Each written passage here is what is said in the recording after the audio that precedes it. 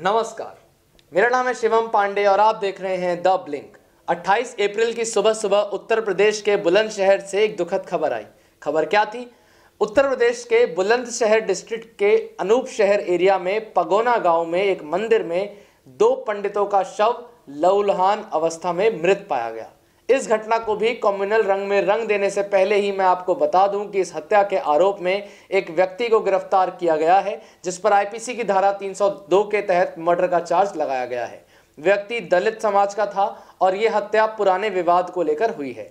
इस घटना को थोड़ी और गहराई से समझते हैं और शुरू करते हैं आज का अपना एपिसोड, क्योंकि जनता का जानना जरूरी है। बुलंदशहर के एसएसपी संतोष कुमार सिंह के मुताबिक विवाद इस तरह से शुरू हुआ कि पगोना गांव में रहने वाले मुरारी उर्फ राजू ने 2 दिन पहले यानी कि 26 अप्रैल को मंदिर से एक चिमटा चुरा लिया था। इस पर गुस्से में आकर मंदिर के पुजारी जगदीश और शेर सिंह ने राजू को डांट लगाई थी। इसके बाद 2 दिन बाद 27 अप्रैल की रात को राजू ने भांग के नशे में यह कदम उठाया और दोनों पुजारियों की निर्मम हत्या को अंजाम दिया। अच्छा, यहां पर एक मिसअंडरस्टैंडिंग है, क्योंकि दोनों ही साधुओं के शव में किसी धारदार हथियार से काटने के निशान हैं, इसलिए कई लोगों ने पहले समझा था कि हत्या तलवार से हुई है। मगर बुलंदशहर के एसएसपी ने कंफर्म किया कि हत्या दरअसल तलवार से नहीं बल्कि एक स्टिक यानी कि एक लकड़ी की छड़ी से हुई है। इसके बाद सवाल यह आता है कि मुरारी उर्फ राजू मिला कहां और पुलिस ने उसे कैसे पकड़ा? दरअसल पकड़ा पुलिस ने नहीं बल्कि राजू को पकड़ा गांव वालों ने। पगोना गांव में सुबह होते ही साधुओं की हत्या से हड़कंप मच गया और कुछ ही समय के बाद गांव वालों को हत्या के स्थान से 2 किलोमीटर दूर राजू नशे से धुत स्थिति में बैठा हुआ मिला। गांव वाले राजू को देखते ही समझ गए कि हत्या उसी ने की है, क्योंकि गांव वाले भी राजू और साधुओं के बीच चिमटे को लेकर हुए विवाद को जानते थे। पुलिस के मुताबिक गांव वालों ने राजू को देखते ही उसे पीटना शुरू कर दिया। अब मुझे नहीं मालूम कि इस भीड़ के द्वारा पिटाई को मॉब लिंचिंग कह सकते हैं या नहीं, या फिर क्योंकि भीड़ जिसको पीट रही थी वो हत्या का आरोपी था, निर्मम हत्या का आरोपी था, इसलिए इस मॉब लिंचिंग को पुलिस सही बता रही है। तो भी इस पर मैं कोई टिप्पणी नहीं करना चाहूंगा।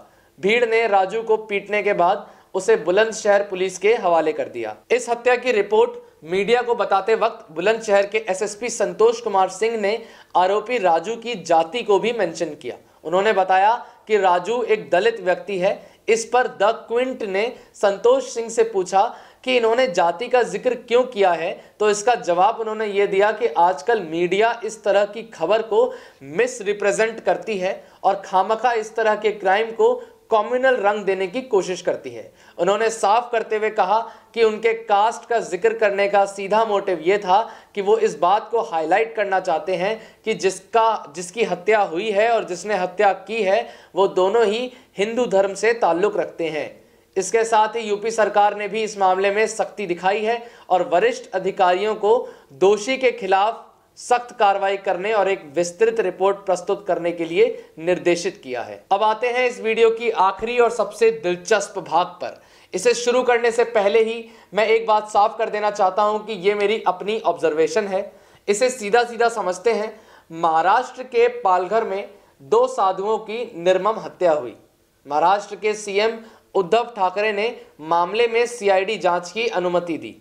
अर्नब गोस्वामी ने महाराष्ट्र में गठबंधन में मौजूद कांग्रेस की लीडर सोनिया गांधी के चुप रहने पर सवाल खड़े किए। यहां एक बात ध्यान देने वाली यह है कि सोनिया गांधी के चुप रहने से अर्नब का मतलब यह है कि सोनिया गांधी ने कोई ट्वीट या कोई प्रेस कॉन्फ्रेंस नहीं किया। अब आइए आ जाते हैं आज घटी बुलंदशहर की घटना पर। बुलंदशहर में भी 2 साधुओं की या पुजारियों की निर्मम हत्या हुई। फर्क इतना है कि पालघर में दोषी एक पूरी भीड़ थी और बुलंदशहर में दोषी सिर्फ एक व्यक्ति है। बुलंदशहर के मामले में उत्तर प्रदेश सरकार ने वरिष्ठ अधिकारियों को सख्त कार्रवाई करने की अनुमति दी, वैसे ही जैसे पालघर के मामले में महाराष्ट्र सरकार ने, जिसमें कांग्रेस भी शामिल है, उसने सीआईडी जांच की अनुमति दी। अब देखिए, पालघर मामले में अर्नब गोस्वामी ने सोनिया गांधी के ट्वीट या प्रेस कॉन्फ्रेंस न करने पर उन पर सीधे सवाल खड़े किए कि वो चुप क्यों है। हालांकि अर्नब ने और लोगों पर भी चुप रहने का झूठा इल्जाम लगाया था, जो कि मैंने अपनी पुरानी वीडियो में दिखाया है। मगर अभी बात करते हैं सोनिया गांधी की। तो अर्नब ने सोनिया गांधी, कांग्रेस की लीडर सोनिया गांधी के ट्वीट या प्रेस कॉन्फ्रेंस न करने पर इतने सवाल खड़े किए। मगर यह सवाल बहुत अहम है कि आज बुलंदशहर की घटना को हुए करीब 6 घंटे बीत गए हैं और अब तक योगी आदित्यनाथ ने भी कोई ट्वीट या प्रेस कॉन्फ्रेंस करके इस मामले को कंडेम नहीं किया है। बड़ा सीधा सा सवाल है रिपब्लिक टीवी के फाउंडर और एडिटर अर्नब गोस्वामी से कि सर, क्या अब आप अपने चैनल पर हैशटैग चला सकते हैं, बुलंदशहर लॉबी साइलेंस लिख सकते हैं? क्योंकि अर्नब गोस्वामी तो एकदम निडर जर्नलिस्ट हैं, तो अब क्या आप यूपी के सीएम योगी आदित्यनाथ से पूछ सकते हैं कि उन्होंने कोई बयान अब तक क्यों नहीं दिया है?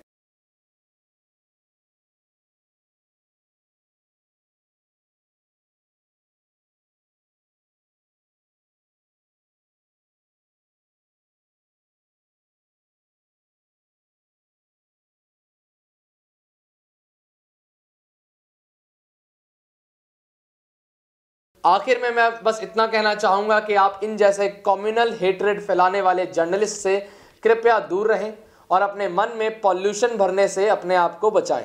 इसके बाद दीजिए मुझे इजाजत। ताज़ा और सत्य खबरों के लिए सब्सक्राइब कीजिए द ब्लिंक और बने रहिए शिवम पांडे के साथ, क्योंकि जनता का जानना जरूरी है।